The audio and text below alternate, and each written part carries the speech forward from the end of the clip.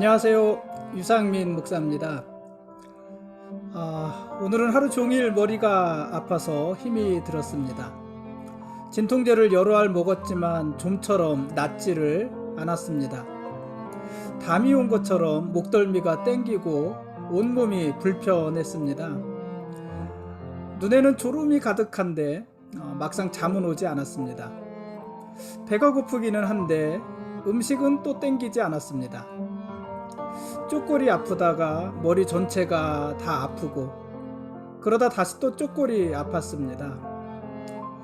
오늘은 왼쪽 머리가 많이 아팠습니다. 왼쪽 잇몸도 들뜬 것 같고 왼쪽 눈 부위도 어떤 이물질이 가득 찬 것처럼 편하지가 않았습니다. 입속이 헐어서 약을 발랐는데 그것도 왼쪽이네요. 왼쪽 오른쪽 그 입 안이 헐어서 약을 발랐는데 또 그 이물감 때문에 지금도 좀 불편합니다. 약을 많이 먹었는데도 낫지 않고 쉽게 잠도 들지 않는 오늘 같은 날은 뭐 어쩔 수가 없습니다. 방법이 없습니다. 그냥 견디면서 시간을 보내는 수밖에 없습니다. 이렇게 컨디션이 떨어진 날은 밖에 나가서 걸으면 좀 나을 텐데 움직일 때마다 머리가 울리니 또 그럴 수도 없었습니다. 그래도 오늘 할 일 뒤로 미루지 않고 다 했습니다. 내일은 분명히 정상 컨디션을 회복할 것입니다. 마침 내일은요, 지방의 목회자들이 원래적으로 모이는 날입니다. 정기 모임이 있는 날입니다. 또 제가 설교입니다. 목사님들 앞에서 하는 설교는 다른 설교보다도 몇 갑절 더 긴장이 되지만 그래도 주눅 들지 않고 씩씩하게 잘 하겠습니다. 오늘 말씀 보시겠습니다.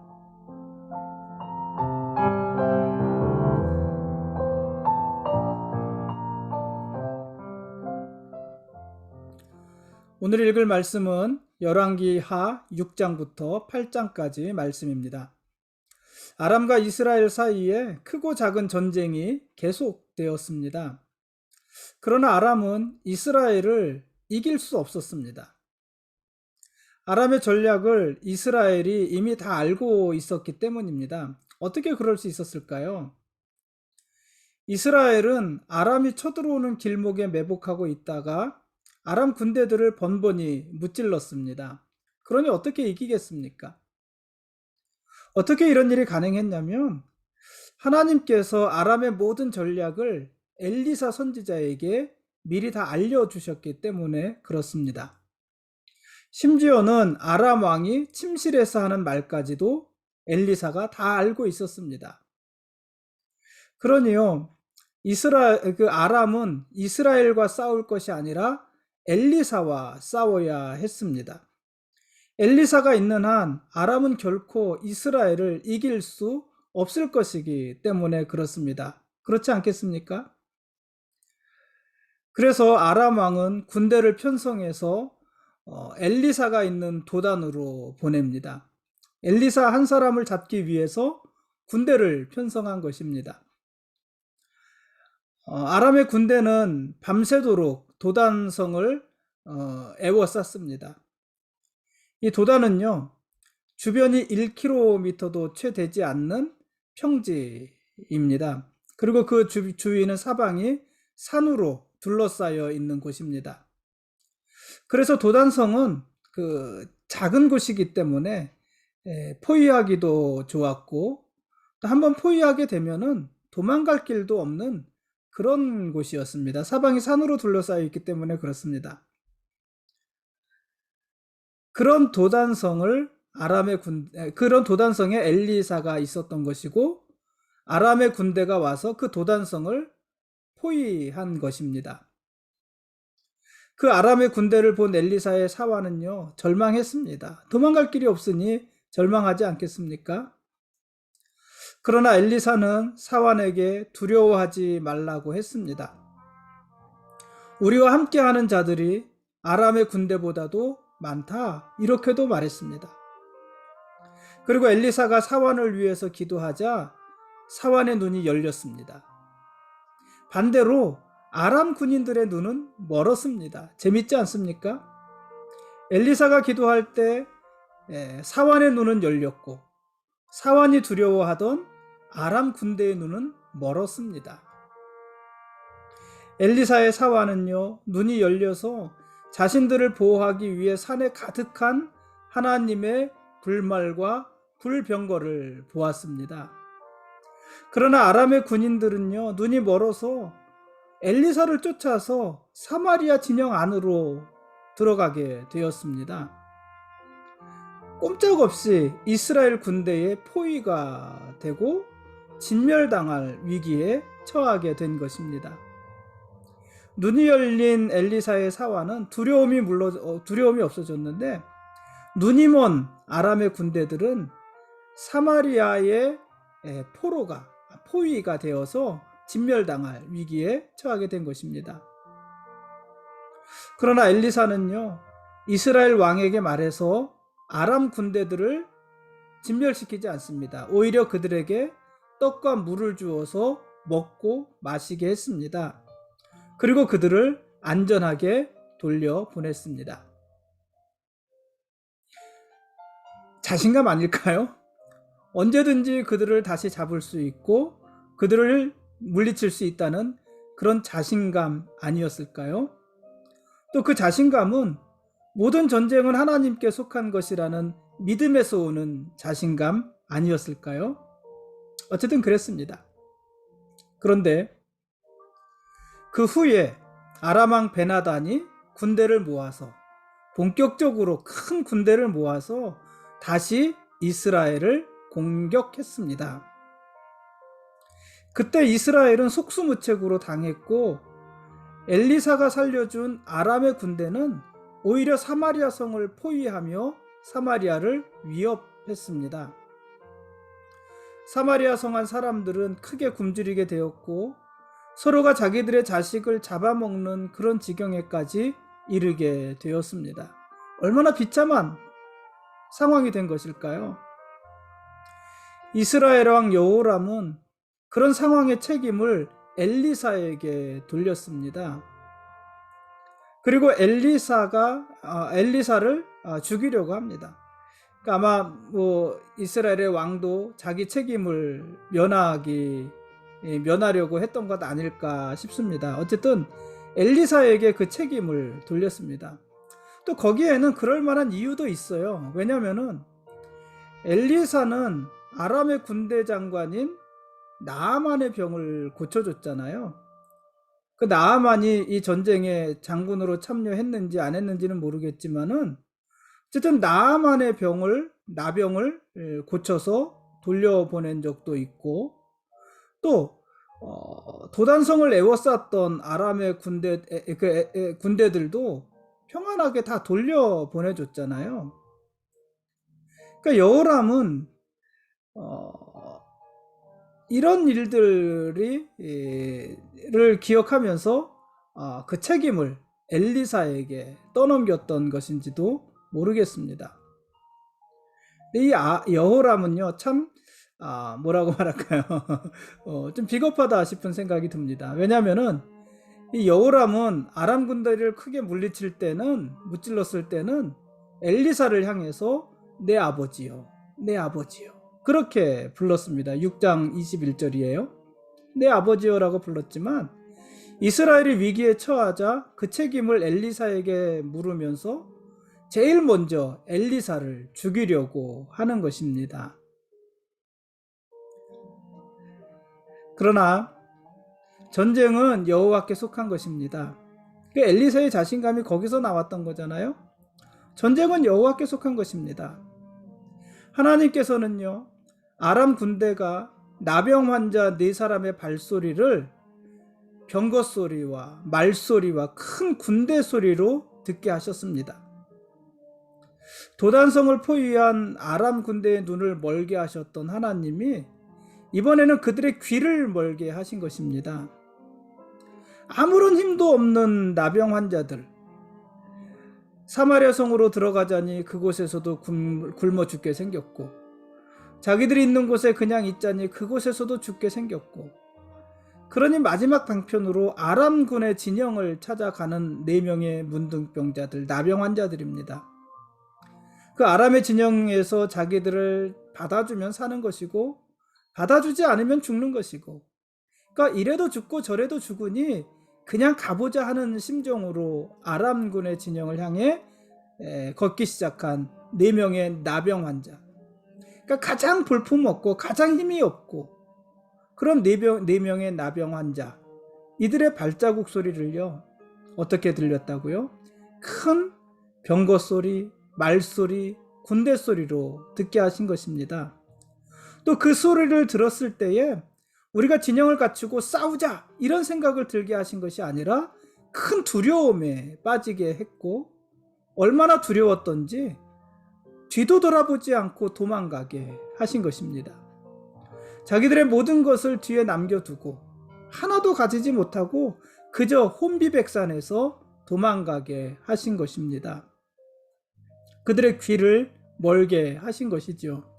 하나님이 전쟁에서 승리하시는 방법이 참 다양하지 않습니까? 어떤 때는 그들의 눈을 멀게 하시고, 어떨 때는 그들의 귀를 멀게 하셔서 그 전쟁을 이끄시는 것입니다. 이스라엘은요, 그들이 남기고 간 전리품들을 모두 챙기는 일만 하면 되었습니다. 그날 나귀머리 하나에 은 80세겔, 비둘기 똥 4분의 1갑에 은 5세겔 하던 사마리아 성에서 고운 밀가루 한 스아에 1세겔, 보리 2수아에 1세겔에 거래가 되었습니다. 이것은 엘리사 선지자가 미리 예언한 바이기도 합니다. 엘리사 선지자가 이 사실을 예언할 때 믿지 못했던 왕의 신하는 이날 사마리아 성문에서 사람들에게 밟혀 죽었습니다. 이후 엘리사 선지자는 아람 왕 베나닷의 신하인 하사엘이 아람의 왕이 될 것을 예언합니다. 하사엘은 베나닷을 죽이고 스스로 왕이 될 것입니다. 그리고 장차 이스라엘의 성에 불을 지르고 장정들을 칼로 죽이고 어린 아이들을 맺히며 아이벤 부녀들의 배를 가를 것입니다. 그 사실을 예언적으로 알았던 엘리사는 그 사실을 이야기해 주면서, 하사엘에게 그 사실을 이야기해 주면서 눈물을 흘렸지만, 그러나 또 그 일을 나서서 막을 수는 없었습니다. 왜냐하면 하사엘이 이스라엘을 그와 같이 핍박하는 것은 하나님께서 이스라엘의 죄에 대해 책망하시는 도구로 그를 사용하시는 것이기 때문에 그렇습니다. 그러나 그렇다 하더라도 엘리사의 마음은 얼마나 아팠을까요? 오죽하면 그 앞에서 눈물을 흘렸을까요? 한편 남유다에서는 여호사밧의 아들 여호람이 왕이 됩니다. 북이스라엘의 왕도 여호람이고 남유다의 왕도 여호람입니다. 동명이인입니다. 똑같은 이름을 가진 왕이 같은 시기에 남유다와 북이스라엘의 왕으로 있었던 것도 재밌지 않습니까? 그런데 이 남유다의 왕 여호람도요, 아주 악한 왕이었습니다. 그는 아합의 딸인 아달랴와 결혼했고, 그로 인해서 하나님을 떠나고 바알을 섬기면서 역대하에 보면 자기의 아우들을 죽이기까지 하는 그런 악한 왕이었습니다. 여호람 시대에 남유다는 혼란스러웠고, 에돔과 림나, 에돔은 요단강 동쪽에 있는 나라였고, 림나는 블레셋 인근에 접경에 있었던 나라인데, 그 나라들이 모두 유대의 영향력으로부터 완전히 벗어나서 독립을 하게 됩니다. 그 여호람이 죽고 그 아들 아하시아가 왕이 되었지만, 아하시아도 악한 왕인데, 왜냐하면은 여호람의 부인이 아달랴고, 그러니 아하시아의 어머니가 아달랴잖아요. 이 아달랴는 아합의 딸이고, 그 아달랴의 영향에서 벗어나지 못하는 것이었습니다. 아하시아는 남유다의 왕임에도 불구하고 다윗의 길로 행한 것이 아니라 아합의 길로 행했다고 성경이 기록을 합니다.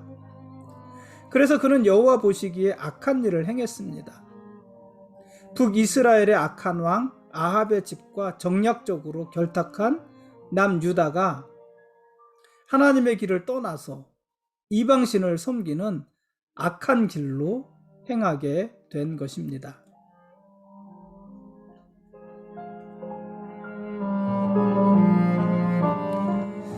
지금까지 열왕기하 6장부터 8장까지 말씀에 대한 길라잡이였습니다.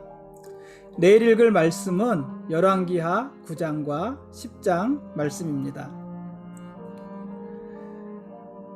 역대하 21장 6절에 보면은 남유다의 여호람이 하나님을 떠나서 악한 일을 행한 이유에 대해서 이렇게 기록을 했습니다. 그가 이스라엘 왕들의 길로 행하여 아합의 집과 같이 하였으니 이는 아합의 딸이 그의 아내가 되었음이라. 그가 여호와 보시기에 악을 행하였으나.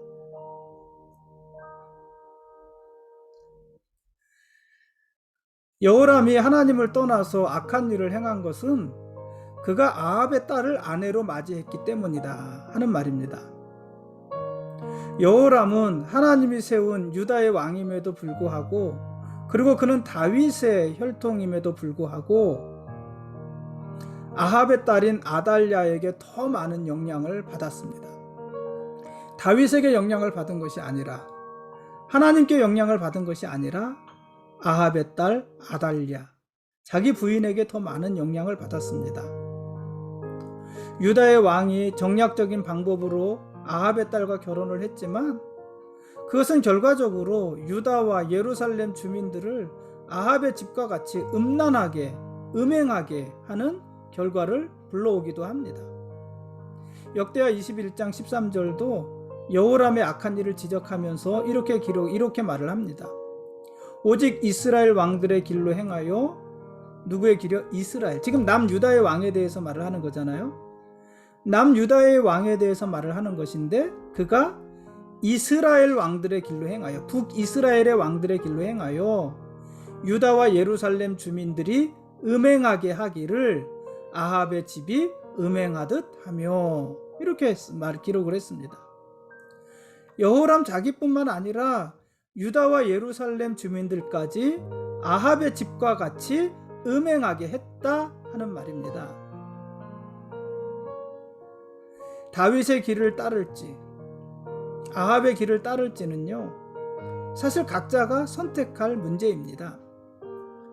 그런데 그 선택을 각자가 할 일이지만, 그랬을 때에는 그 선택의 결과에 대한 책임도 각자가 져야 하는 것입니다. 오늘 우리도 그렇지 않습니까? 오늘 우리가 하나님의 길을 택할지 아니면 다른 길을 택할지는 우리가 모든 순간 선택할 문제입니다. 그리고 그 선택의 결과에 대한 책임도 우리가 져야 하는 것입니다. 크고 작은 삶의 순간마다 하나님을 선택하는 것이 지혜다. 요즘 우리가 교회에서는 새벽에 잠언서 말씀을 묵상하고 있는데, 하나님을 선택하는 것이 지혜다, 이 말씀도 계속해서 반복되어 나오고 있지 않습니까? 삶의 순간마다 하나님의 길을 선택하는 것, 그것이 지혜입니다. 반대로 하나님이 아닌 다른 길을 선택하는 것, 그것이 곧 어리석음입니다. 여러분은 오늘 어느 길을 선택하며 어느 길을 선택하여서 가고 계십니까? 그 결과에 대해서도 책임질 준비는 되어 있으십니까? 오늘은 여기까지 하겠습니다. 하나님이 우리의 왕이십니다. 그리고 우리는 그분의 거룩한 백성들입니다.